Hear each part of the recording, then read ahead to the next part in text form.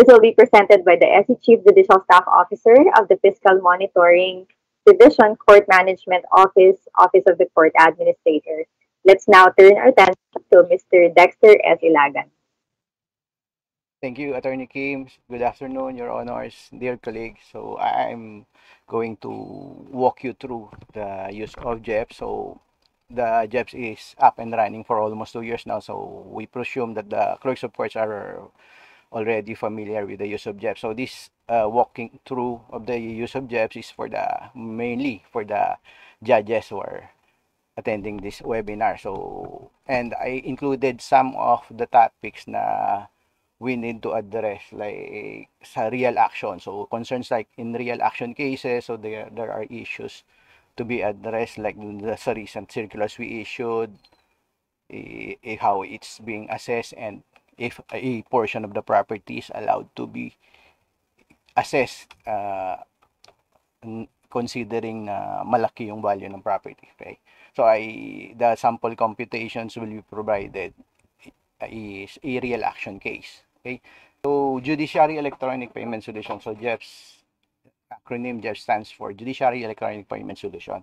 So this is the phase 1 of digitization process of the court. So the phase 2, which is the e-filing. So we're on the first stage of the e-filing system. So and eventually this will be integrated with the e-assessment. So we call it electronic assessment, online assessment of legal fees. Okay, so as mentioned by Court Ad, the one of the attachment that should be attached dun sa e-pleading is the official receipts. Then if a party presented to you this kind of OR on my left side, so dapat you should not accept agad yan. This should be verified. So this OR is a fake one, so a forged. So there are 3 reported instances to us na the party tried to forge the JEPS OR. So if you should be familiar with the JEPS. So if the JEPS OR is attached to the case folder, you should know if it's genuine or not. So this one on the left side is a fake one. So this is the original, the genuine JEPS OR. So the logo, it differs sa lines, sa bars. Oh, and the signatory is the cashier, so we don't have a designation there as cashier, so only provide clerk of court 5, clerk of court 6, 7, 4, and 2. So OIC and acting clerks of court. So this description here, so it's a forged data information dito sa JEPS. So that's why you have to be familiar with the use of JEPS and how can you verify the proof of payment provided to you if it is genuine or not. Okay. So the JEPS, the governing guidelines of the JEPS are yung OCAS Circular number 290, that's 2022, that's A, and 66, that's 2023. Okay, so the JEPS has 2 phases. May dalawang mukha ang JEPS. So the first one is the JEPS microsite. So this microsite is being accessed by the publics or the litigants. Okay, so it can be accessed by typing the address in the web address bar. So epayment.judiciary.gov.ph/. So if you type that in the web address bar, if you're using Chrome or Microsoft Edge, dun sa taas, the https://epayment, and this will bring you to the microsite, JEPS microsite. So litigants and end users can access that. So if the litigants is the one doing the online assessment, so siya yung mag-a-accomplish ng JEPS. And if end users or the court employees, so we call it the assisted filing. So pwede ang court employees po ang mag-accomplish ng JEPS kung if they want to make sure na the assessments are correct. Kasi may na under the sa guidelines ng JEPS, if kulang, so o mali yung assessment na ginawa ni party, so kailangang ma-require siya magbayad ng deficiency. So included po yun dun sa guidelines sa 290/2022-A. So it's the responsibility of our collecting officers, the clerks of courts. Okay?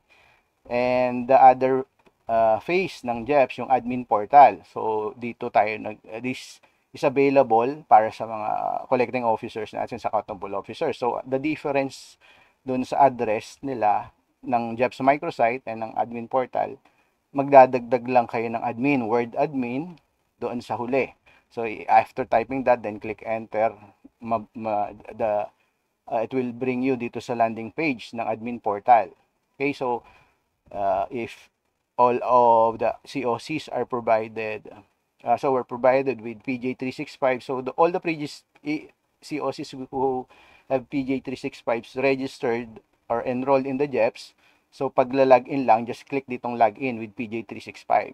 So merong mga court personnel na ginamit yung personal email nila, so they will access the JEPS using this one, yung email ad, then password. Okay, then click login. See?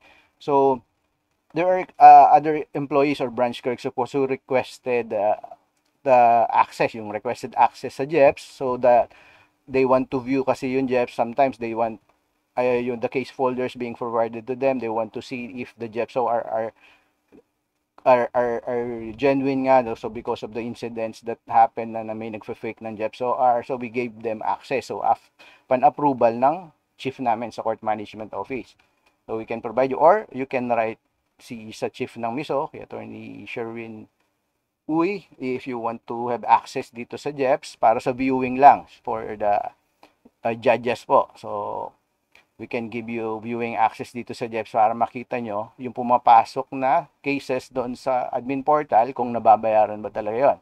Or you can see the flow of the JEPS doon sa portal. Okay, so one of the keynotes dito sa OCA Circular 290/2022A, so ang directive dyan, yung COC are required to assist yung public, yung party, if they don't know how to use JEPS. So there are reports dito na tanggap sa amin na sabi yung court personnel, pinapabayaan lang daw sila mag-JEPS, hindi nila alam, so pinapagalitan pa sila kung hindi sila marunong. So there are reports na gano'n na nangyayari. So under dito sa circular po, you are required to assist them kung hindi sila sanay. Okay? Or you can do the assessment. Okay, so the JEPS microsite, so as I mentioned earlier, so ito yung landing page ng JEPS microsite. So the parties can access this. So by just clicking the black button, go to assessment calculator, dyan mag-start yung pag-assess. Okay, so paggamit ng JEPS microsite. Then, ang first, there are 7 windows dito sa JEPS microsite that should be accomplished. So first of the 7 windows, so nandito yung first field sa service type. So makikita nyo may 3 categories dyan. So yung ating filing of cases, dito makikita. So if you're going to choose file case, supplemental pleadings and answers, yan po yung sa filing ng mga initiatory pleadings. So pag motions, payment ng motions, nasa second category yan. Request and other applications. So yung extrajudicial foreclosure, nandito sa second category. So other services, ito yung mga miscellaneous fees.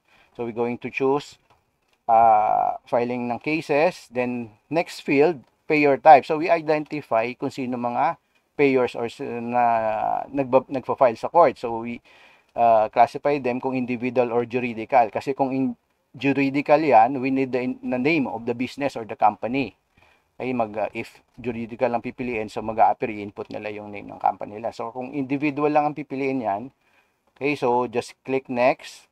Then ito yung crucial part sa pagpili ng court level. So there are a lot of requests for refund dito sa amin for erroneous payment. Sinasabi nila kasi yung party, they erroneously choose yung court station. Pag click nila ng RTC, instead of choosing the Quezon City, ibang court ang napipindot. So if Manila, Mandaluyong, if that's the case, mali yung na-choose dito and the payment was processed, then nagkaroon ng OR, so and sa OR naka-appear yung ibang court station, hindi tatanggapin yan, hindi valid payment yan para sa Quezon City kasi ibang court yung nabayaran. So the party will be required to pay again, and the payment that made sa ibang court, sa maling court, it will be requested for refund. Okay, so yung process ng refund, meron tayong issuing guidelines dyan, yung Administrative Circular 83/2023, kung paano, anong attachments ang ilalagay nyo. Okay, so we will not cover that here. So just continue. Ang category, so we classify the cases dito. So yung sabi ni Court Ad, the e-filing will cover yung civil cases. Okay, so itong civil cases na nandito makikita nyo sa JEPS, these are ordinary civil cases. So yung ibang civil case na sinasabi ni Court Ad, nandito yan sa special civil actions. Kung sa family court, iba siguro family court cases, pero yung sabi nila kung special proceedings, hindi pa kasali.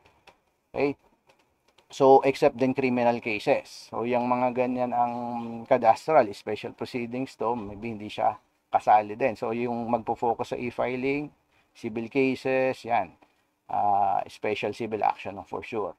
Okay, so, let's choose civil case. So, the second field na dito, sa case type. So, nandito na, we provided a lot of collection types. So, we identify kung ano yung mga fina-file na title ng cases. Pero, except dito sa real actions. Ang real actions, hindi namin in-identify. We did not provide a particular name for real actions kasi like yung sa annulment of title, minsan kasi hindi siya real action, is an incapable pecuniary estimation. So, the pleading, you should identify first if the pleading is yung ultimate facts niya about sa real action. Kung real action siya, dito siya magfo-fall sa dalawang to if may provisional remedy or kung wala.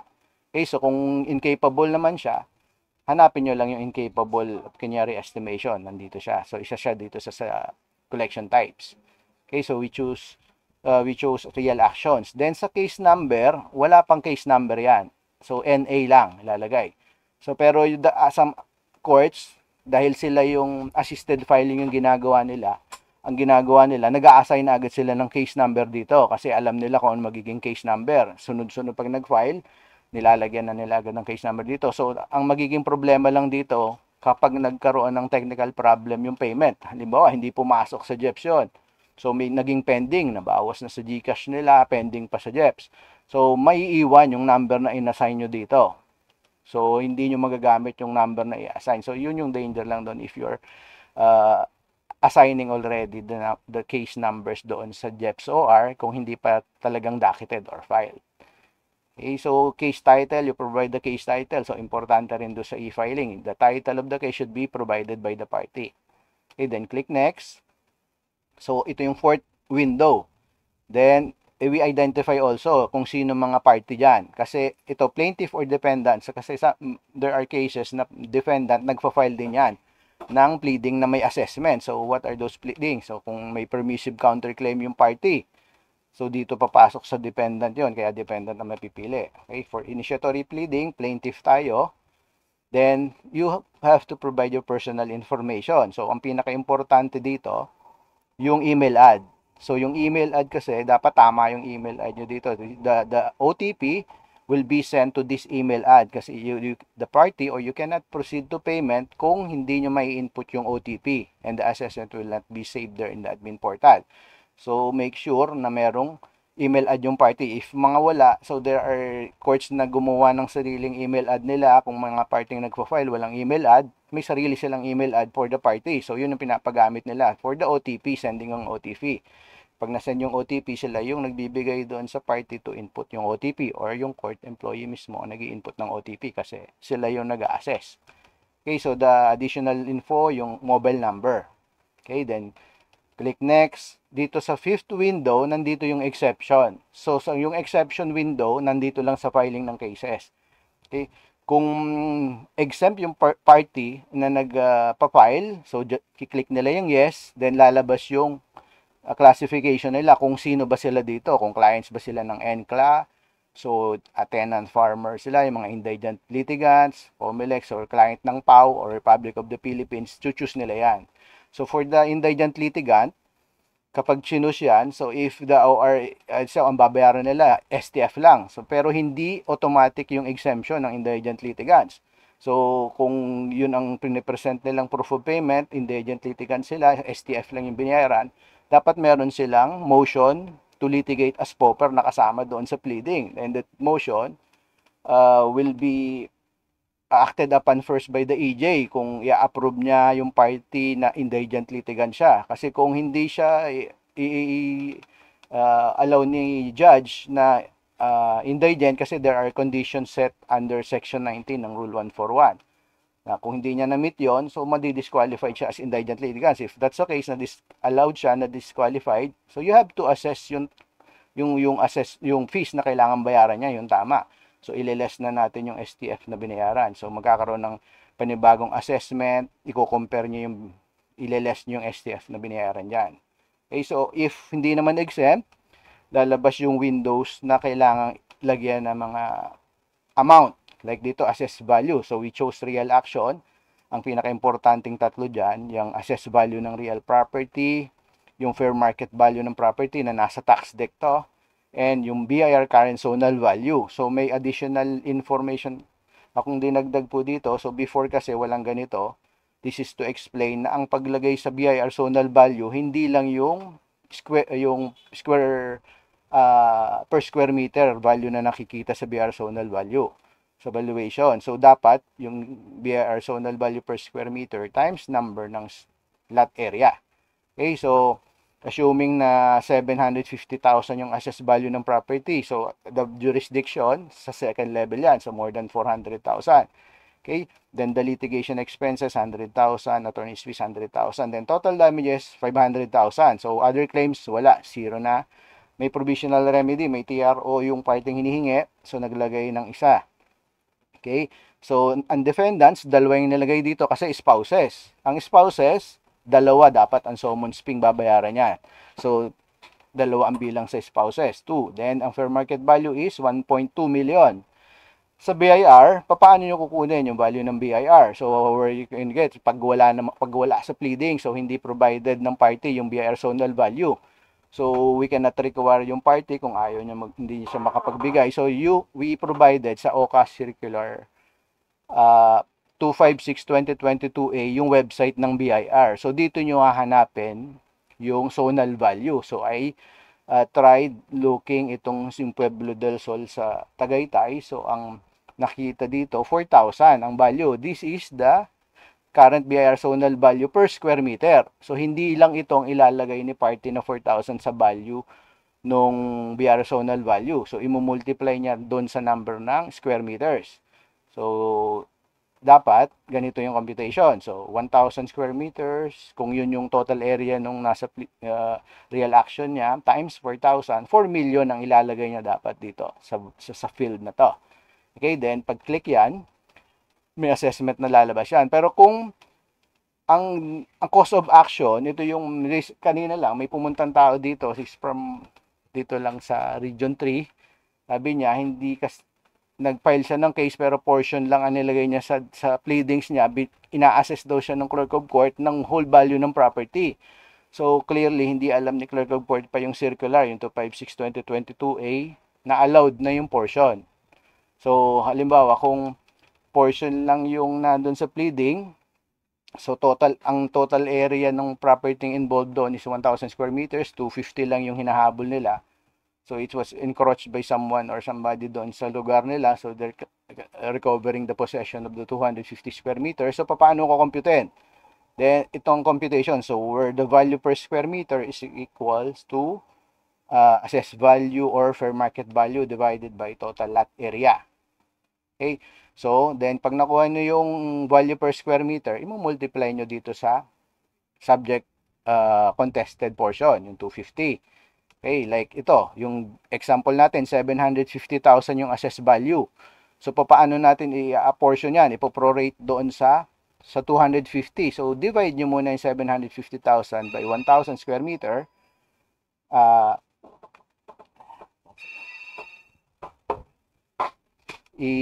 Then, equal 750 per square meter times 250 per square meter. So, ang portion, yung 250, equivalent lang siya sa 187,500. Okay, so ganun din ang pag-compute sa fair market value. 1.2 yung fair market value divided by 1,000 square meter. So, 1,200 per square meter yan. Times 250 square meter, 300,000 yung portion value ng 250. So, paano sa BIR zonal value? Madali lang. I-multiply yung 4,000 sa 250. So, 1 million.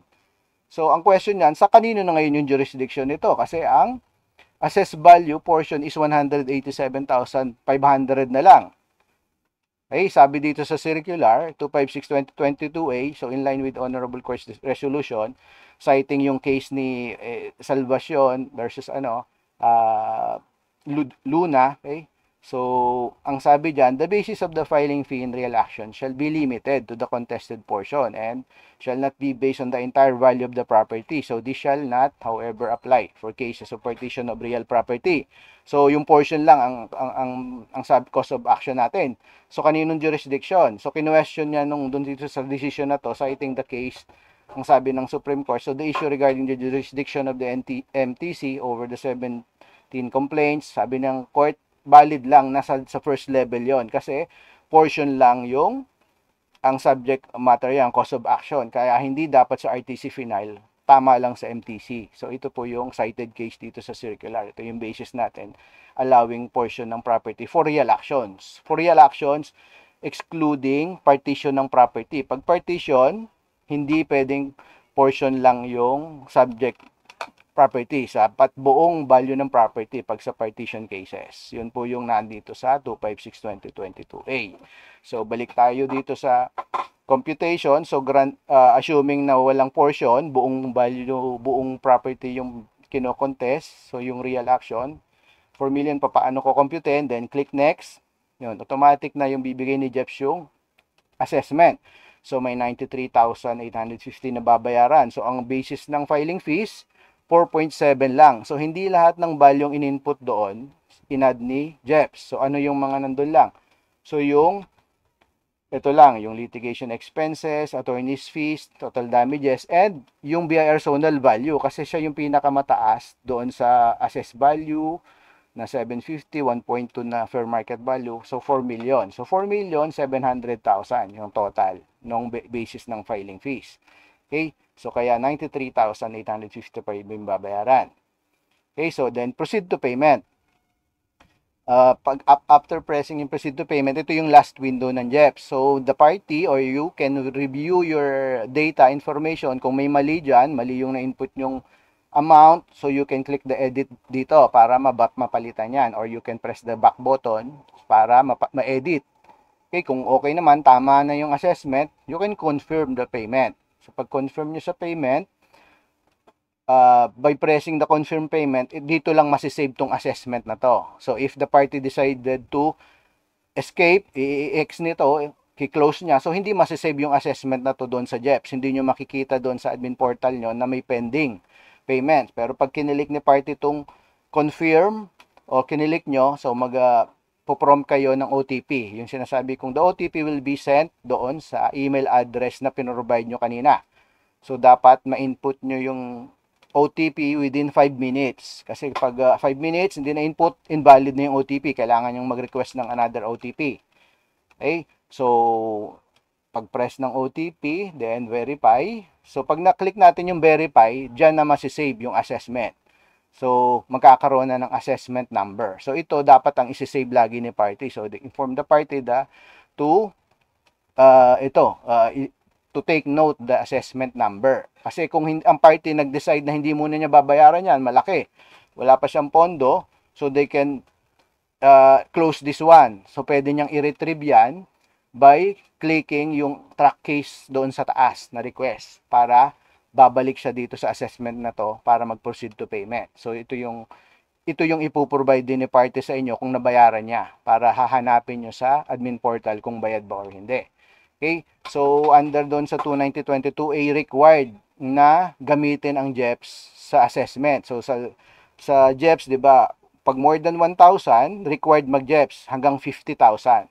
Pero kung more than 50,000 yung babayaran, optional na ang Jeps. Or, ang isang option, direct bank payment. So, kung nag-direct bank payment, kasi more than 50,000 yung babayaran, required pa rin dapat na may assessment na naka-attach na yung binayaran is in accordance doon sa assessment na ginawa sa Jeps. So, yan yung, pag walang ganyan, nakita yung auditors na sa computation na nag-direct bank payment, so audit findings yan for explanation, bakit hindi kayo nag-assess sa Jeps. Okay? So, if the party decides to proceed to payment, so nag-click siya, ito yung makikita.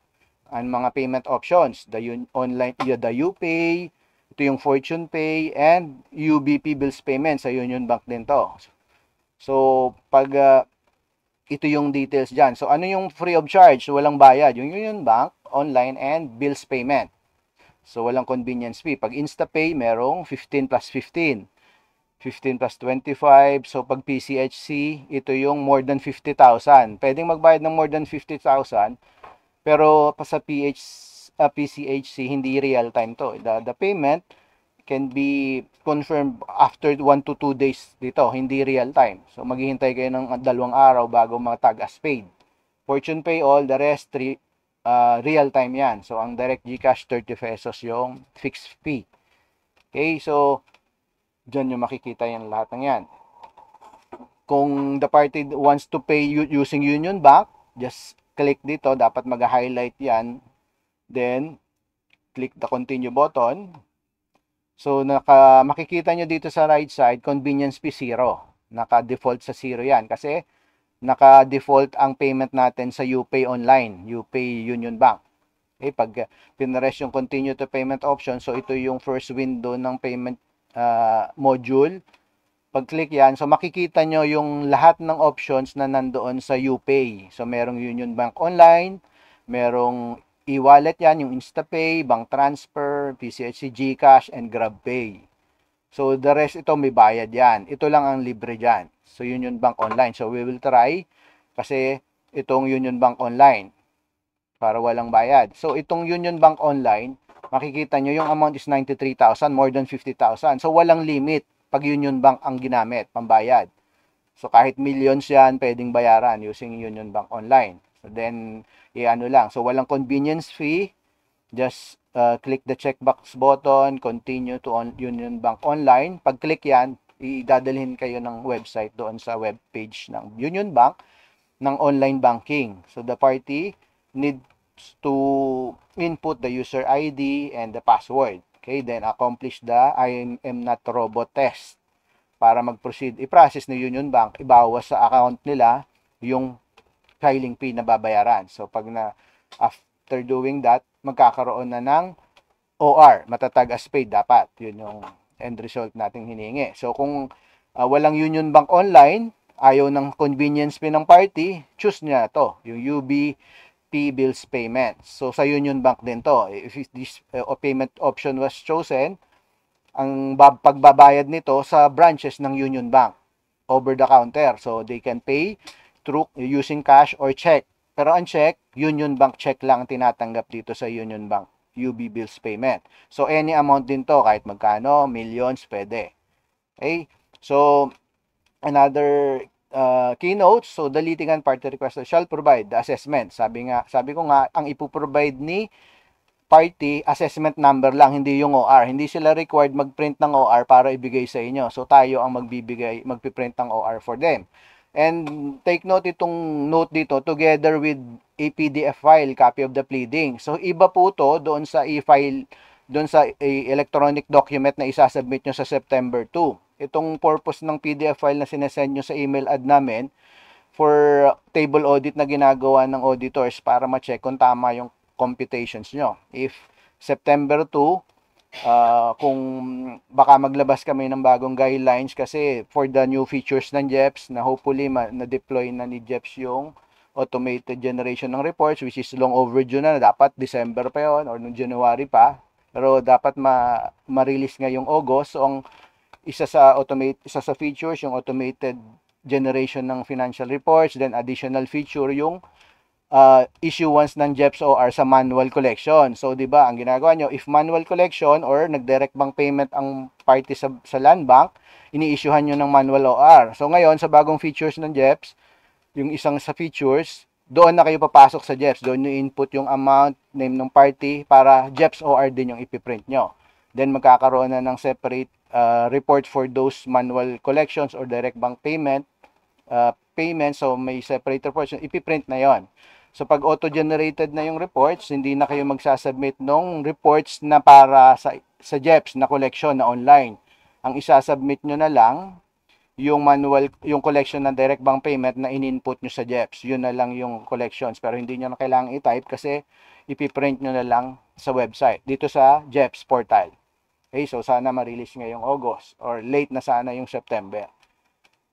Okay, so if already deducted, pag nagka-problema, sabi ni party, nabayaran na po yan, nabawas na sa GCash ko yan. So, pero pagtingin nyo sa kanila, sa admin portal, pending pa rin. So, may technical problem yon. So, may mga issues tayong ganito. So, what are you going to do? Kukunin nyo kay party yung proof of payment niya, like this one. So, sabihin niya, nabawas na. Ito yung isi-send nyo dito sa Viber GC. Diba? Nagpapa-verify tayo sa Jeff's Help Desk para magpatulong sa Union Bank para ma-verify yung payment nila. So, yan po kayo pong the clerks of courts ang magpo-provide nun sa group chat natin sa Viber GC for verification. Okay, pero kung nabayaran naman, ganito yung magiging makikita ng party dyan or nyo sa microsite. Merong paid dito nakalagay na may Jeff's OR na. Okay, so yung amount na binayaran. So, yung 93 million, hindi ko tinuloy yung payment na yon kasi wala po akong pang-abono doon. So, nagkumuha lang ako ng sample paid transaction doon sa Jeff's. Ito yan. Ganyan na magiging itsura. Makikita nyo yung details kung kailan nabayaran, amount ng binayaran. So, dapat tag as paid. So, pag yung pending lang yung nakita nyo sa admin portal, hindi valid payment, hindi nyo pwedeng idakit yung case. Dapat tag as paid siya. Okay, so para makapag-print ng OR yung party, kailangan niya click he has to click this Jeff's OR para makapag-generate ng official receipt. So, another keynote, the concerned COC shall verify that the amount paid by the litigant or party requester is correct. So, dapat i-check nyo kung tama yung binayaran. So, may tendency ang party na hindi input yung total amount, involved amount doon, amount involved, kasi ayaw niya magbayad ng malaki. So, you should check that and you should have discovered na mayroong deficiency kasi pag hindi nyo nakita na may underpayment pala, nakita ng auditor, it will be maybe accounted dun sa inyo, so maybe subject for your restitution or part yun ng accountability nyo. So dapat i-check nyo yung assessment or yung collection na amount na binayaran ni party. Okay, that dyan, so kung may kulang yan, require yung assessment, yung payment ng deficiency. So, paano nyo i-verify na tama or na existing yung Jeff's OR or yung na pinresent ni party? So, dito yan sa Jeff's admin portal. So, yung sabi ko, PJ365 account users, just click itong login with PJ365. Okay? So, diretso kayo sa admin portal. Kung Gmail, personal email yung gamit, dito siya i-input. Okay? Just log in. So, ito yung landing page, dashboard ng RTC QC. So, nakalog ako dito as clerk of court. Okay, Sir Attorney Talud. Okay. Ito yung makikita nyo sa dashboard. So, may 24 filed cases dito. Pero, 16 lang yung paid. Ibig sabihin, may 8 pending, hindi tinuloy yung payment. So, ito yung sinasabi natin kay court na baka may paid na dito pero hindi pa nag-file ng pleading. So, mayroon bang prescription? Wala naman tayong prescription na nalagay dyan. Kung kahit 1 month na nabayaran, late sila nag-file ng pleading, so ina-allow pa rin, ina-accept pa rin yun. So, yun yung isa sa tanong kanina, na bayad na siya, hindi lang nag-file ng pleading. So, kung hindi pa nag-file, hindi nyo muna, wala kayong action. Maglalabas tayo ng guidelines kung meron tayong magiging concern kung ifo-forfeit natin yung payment pero wala pa tayong guidelines about that. Kahit 2 months na yan, 3 months, hindi nag-appear yung party, late, after 3 months lang siya submit ng pleading, so ina-allow pa rin yan, tinatanggap yung payment nila. Unless kulang na yung bayad nila or nagbago na, nag-increase na yung fees. So, subject for payment ng deficiency. So, yun yung wala pang prescription doon sa payment natin sa guidelines. Okay, so pag nasa admin portal kayo, the first thing you're going to do is to check yung STF and FF accounts. Kasi baka na-hack yung account nyo, napalitan yung STF and FF account nyo. So, nandito yan, nasa number 1 sa guidelines yan. Required kayong i-verify kung tama yung STF and FF account nyo. Kasi if mali yung STF or FF account na nasa account nyo and the fund was remitted to the wrong account, tas hindi ma-recover yon, it will be part of your accountability. Baka kayo ma-require mapagbayad niyan. So, dapat na-check nyo parate for the COCs to check kung tama yung FF or STF account. Okay? So, paano nyo i-check? Punta kayo dito sa under maintenance, then click yung courts, then i-provide nyo kung anong courts type kayo, RTC, kung anong region, NCR, then Metro Manila. Pag na-type nyo yan, the JEPS will give you all the courts, the counts of FF and STF na nasa under ng Metro Manila. So, andito yung Quezon City. So, I have to check kung tama yung STF or FF account. So, pag tama yan, okay, continue the verification. So, we advise the COCs to do this every day. Kasi hindi natin alam, baka may nakakahack na ng accounts natin. Okay? So, ito yung makikita nyo sa admin portal. Pag pending yan, don't be bothered with those pending assessment. Kasi kung pending yan, minsan nag-try lang ang party. Gaya ako. So, ito yung ginawa ko. Nag-testing lang ako. So, pending yan. So, hindi ko babayaran syempre yan. So, yung mga ganyan, wala pa tayong purging ng assessment dito sa JEPS. So, we plan to purge pending assessment after 30 days. Pero hindi pa na-set dito yan sa JEPS.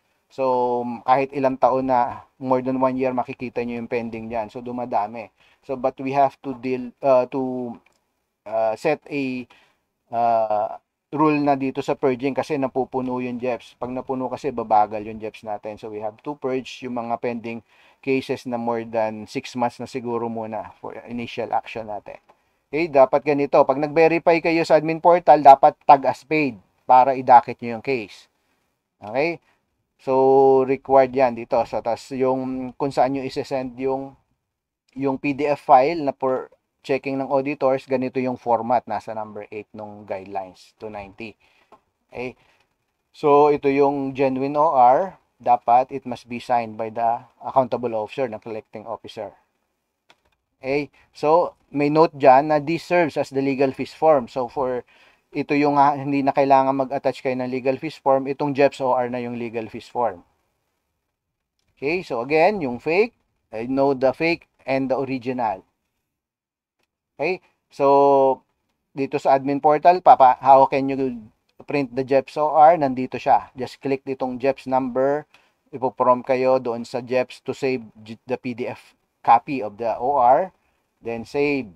Okay? So, ito yung what if may deficiency? Na-check nyo, kulang pala yung binayaran. Sabi, 5,000 lang yung binayaran, 200,000 yung dapat bayaran nyo. So, yung 200,000, how can you compute that? So, dapat gagawa kayo ng bagong assessment, ilalagay nyo yung total amount involved, then, i-compare nyo ngayon yung bagong assessment dito sa binayaran. So, i-account nyo yung difference per fund. So, pag na-account nyo yung difference per fund, ipapabayad nyo using yung payment of deficiency na nandoon sa filing ng cases under. Okay? So, under ng filing of cases. So, yung difference lang ang papabayaran dyan. So, ito yon. Okay? So, others yan, pero under ng filing ng cases to. Under ng others category classification. So, payment of deficiency for filing a case. So, case number NA, A versus B. So, ang mga field na makikita nyo sa loob na yan, ganito, nakikita nyo. Kung JDF lang yung deficiency na babayaran, so ito lang lalagyan nyo ng amount. The rest, 0. Lalagyan nyo ng 0 kung tama naman yung binayaran sa other funds. Ang usually na pag may deficiency, ang kulang dyan, JDF, SARG, and LRF. Okay? Ang MF, so usually, tama ang bayad dyan. Ang BCF, tama. Okay? Then, STF, tama yon. Kung may FIDO, pwedeng mag-iba. Okay? So, LRA, kung registration ng property, pwedeng mag-iba yan. Merong babayaran. So, ito yung makikita nyo field doon sa assessment. Okay, so, pag ganito, if partially paid, kailangan, hindi ito valid payment. Kailangan i-require nyo si party na bayaran, i-fully pay ito. Dapat using the same assessment. So, hindi siya pwedeng magbayad na using other assessment. Dapat ito yung gagamitin niya para matag as paid to. Pag ganito partially paid, not valid payment to, hindi pa rin pwede idakit ang case. Okay? So, pag binayaran niya, ganito ang mangyayari doon sa admin portal. Makikita niyo may partially paid, then paid. Kasi ito yung 15 pesos, usually itong nagiging partial payment, naiiwan yung 15 pesos convenience fee. So, ang nangyari dito, ang laman lang ng e-wallet ng party, 10,510. So, nung binayaran niya, inuna ni Jeff ibawas yung 15 pesos na convenience fee. Kaya, for 10,495 lang yung pumasok kay Jeff. So, may 15,000 na deficiency. So the party has to pay the deficiency. So hindi lang 15 pesos yung babayaran niya. May additional 15 pesos uli siya or 25 kung online banking. Dapat at least may 40 pesos siyang laman sa e-wallet para ma-complete yung payment ng 15 pesos. Okay ba? So ito yung isa na announce yung rule na nandun sa 66/2023 kung may technical issues ang JEPS. So excuse kayo na hindi gumamit ng JEPS. Pero itong technical issues, kami po mag-a-announce nito sa group chat, sa Viber GC. Kung wala kaming announcement na walang problema ang JEPS, hindi kayo pwedeng mag-manual if required ang JEPS collections. So, kung ang reason nyo, mahina yung internet sa lugar nyo, hindi valid excuse yun. So, ito po reminder sa mga judges. So, meron kaming na-audit pa kasing courts na wala pa ring internet connection, wala pang line. So, yung communication allowance po na 5,000 na nare-receive, intended po yan solely utilize yung internet connection ng respective office court station. So, isa dyan, yung deployment ng JEPS, kailangang may internet connection yung court nyo para maka-access po ng internet. So, yung 5,000 po na binibigay ng court para dito sa e-sub-P na PJ365, sa JEPS, and other online transactions. Okay po? OCA Circular 09/2023. Okay, so thank you. Kung if there are questions, uwian na yata dito sa amin. Sir Dexter, thank you so much.